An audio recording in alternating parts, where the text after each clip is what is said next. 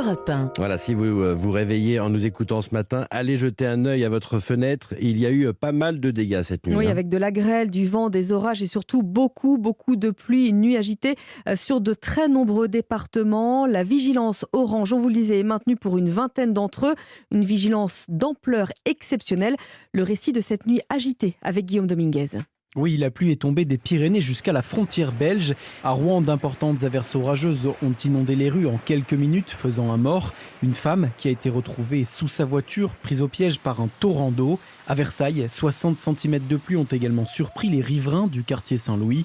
Même constat à Poissy, où le maire de la commune, Carl Olive, dresse ce matin le premier bilan des dégâts. Beaucoup de dégâts matériels sur une partie du département, je dirais une partie nord du département. On a été alerté par la préfecture avant-hier soir, nous prévenant d'un épisode très important d'orage tout au long de la journée.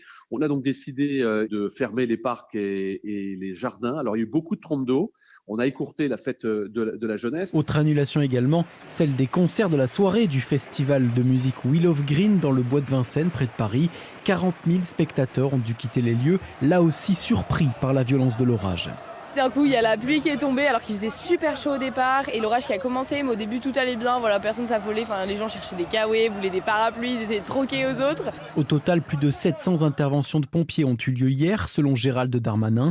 Le ministre de l'Intérieur qui tiendra ce matin un point presse à 9h pour dresser le bilan de cet épisode orageux en France. Météo France qui a levé la vigilance orage pour 22 départements, notamment en région parisienne, mais 28 autres, principalement dans le quart nord-est de la France, restent sous suivi. Le réseau SNCF connaît d'importantes perturbations en Picardie et en banlieue parisienne. Et ce matin, ce sont encore 5000 foyers qui restent privés d'électricité.